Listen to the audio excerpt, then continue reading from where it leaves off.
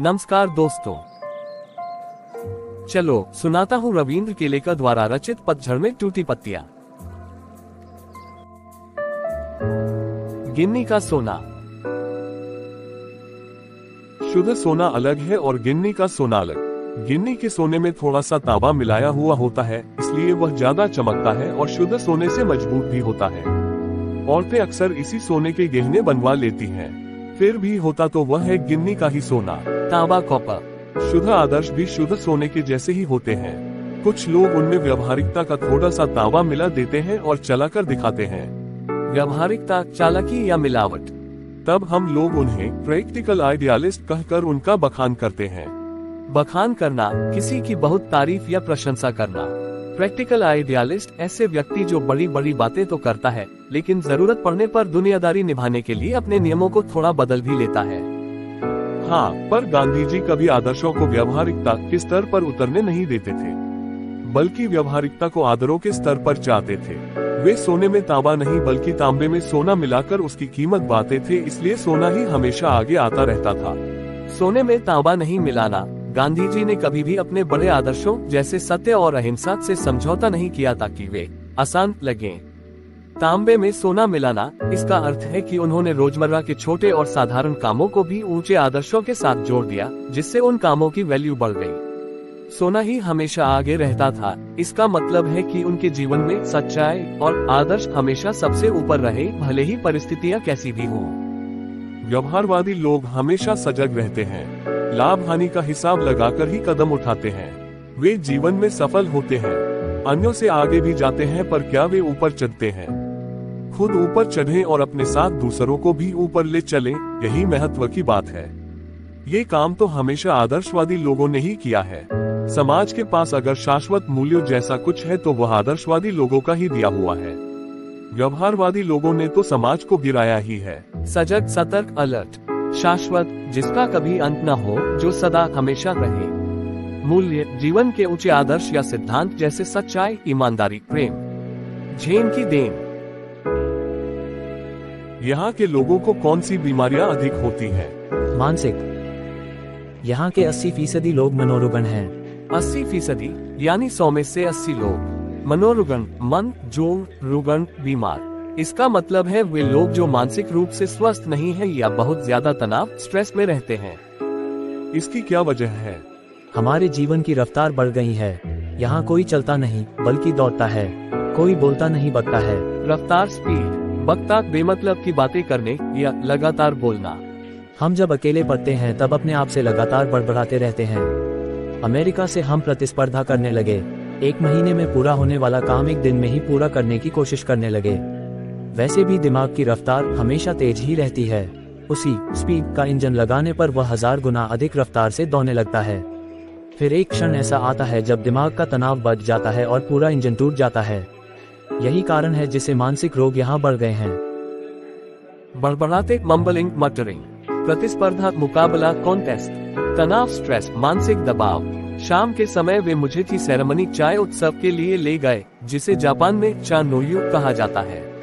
ये चाय पीने का एक खास तरीका है। वो एक 6 मंजिली इमारत थी जिसकी छत पर दफ्ती की दीवारों वाली और तातामी चटाई की जमीन वाली एक सुंदर पनघटी थी। बाहर बेबसा एक मिट्टी का बर्तन था, उसमें पानी भरा हाथ था। हमने अपने हाथ पांव इस पानी से धोए, तौलिए से पोंछे और अंदर गए। कुटिया, एक छोटी झोपड़ी खट। दफ्ती की दीवारें भारी पत्थरों की नहीं बल्कि हल्की और कागज जैसे मोटे बोर्ड की बनी थी, जैसा कि जापान के पारंपरिक घरों में होता है। चटाई, फर्श पर बैठने के लिए बिछाई गई दरी या मैट। अंदर जाने से पहले हमने बाहर रखे मिट्टी के बर्तन के पानी से हाथ पांव धोए और तौलिए से पोंछे। अंदर चाजीन बैठा था। उसने खड़े होकर और झुककर बहुत आदर के साथ हमारा स्वागत किया और हमें बैठने की जगह दिखाई। उसने अंगीठी जलाई, चायदानी रखी और बर्तन साफ किए।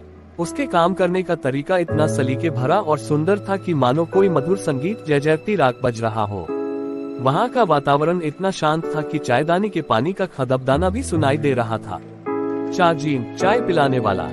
अंगीठी, यह एक छोटा चूल्हा होता है जिसमें कोयला या लकड़ी जलाकर आग पैदा की जाती है। जापान में चाय की रस्म टी सेरेमनी के दौरान अक्सर मिट्टी की सुंदर अंगीठी का उपयोग होता है। चायदानी वह बर्तन या केतली जिसमें पानी उबालकर चाय बनाई जाती है। सलीके भरा काम को खूबसूरती से करना। चायदानी के पानी का खदकदाना सुनाई देने का अर्थ है कि वहाँ पिन ड्रॉप साइलेंस यानी एकदम सन्नाटा था। वहाँ इतनी शांति थी कि उबलते हुए पानी की हल्की आवाज भी साफ सुनाई दे रही थी। चाय तैयार हुई, उसने वह प्यालों में भरी, फिर वे प्याले हमारे सामने रख दिए गए। वहाँ हम 3 मित्र ही थे। इस विधि में शांति मुख्य बात होती है, इसलिए वहाँ 3 से अधिक आदमियों को प्रवेश नहीं दिया जाता। प्याले में 2 घूंट से अधिक चाय नहीं थी। हम होठों से प्याला लगाकर एक एक बूंद चाय पीते रहे। करीब 1.5 घंटे तक चुस्कियों का ये सिलसिला चलता रहा। पहले 10-15 मिनट तो मैं उलझन में पड़ा, फिर देखा दिमाग की रफ्तार धीरे धीरे धीमी पड़ती जा रही है। थोड़ी देर में बिल्कुल बंद भी हो गई। मुझे लगा मानो अनंत काल में मैं जी रहा हूँ। यहाँ तक कि सन्नाटा भी मुझे सुनाई देने लगा। अक्सर हम या तो गुजरे हुए दिनों की खटरी मीठी यादों में उलझे रहते हैं या भविष्य के रंगीन सपने देखते रहते हैं। प्यालों ग्लास चुस्कियां स्वाद लेते हुए धीरे धीरे पीना। हम या तो भूतकाल में रहते हैं या भविष्य काल में। असल में दोनों काल मिथ्या है। एक चला गया है, दूसरा आया नहीं है। हमारे सामने जो वर्तमान क्षण है वही सत्य है, उसी में जीना चाहिए। चाय पीते पीते उस दिन मेरे दिमाग से भूत और भविष्य दोनों काल उड़ गए थे। केवल वर्तमान क्षण सामने था और वह अनंत काल जितना विस्तृत था। जीना किसे कहते हैं उस दिन मालूम हुआ। जैन परंपरा की यह बड़ी देन मिली है जापानियों को। जैन परंपरा ज़ेन असल में बौद्ध धर्म की एक शाखा है जो जापान में बहुत प्रचलित है। यह मुख्य रूप से ध्यान, मेडिटेशन और वर्तमान में जीने पर जोर देती है। तो दोस्तों, रविंद्र केलेकर की इन 2 छोटी कहानियों ने हमें जीवन के 2 बड़े सच सिखाए हैं। पहली, गिन्नी का सोना, जो हमें याद दिलाती है कि समाज सिर्फ चालाकी और स्वार्थ से नहीं बल्कि शुद्ध आदर्शों से चलता है। सोने में तांबा मिलाना व्यवहारिक हो सकता है, लेकिन समाज की असली चमक उन लोगों से है जो अपने मूल्यों से समझौता नहीं करते। और दूसरी, जैन की देन, जो हमें भागती दौड़ती जिंदगी में रुककर सांस लेना सिखाती है। याद रखिए, बीता हुआ कल और आने वाला कल दोनों ही झूठ है। जो आपके हाथ में है वह बस ये वर्तमान है। तो इस पल को जी भर कर जिए। आशा है कि आपको यह वीडियो पसंद आया होगा। फिर मिलते हैं।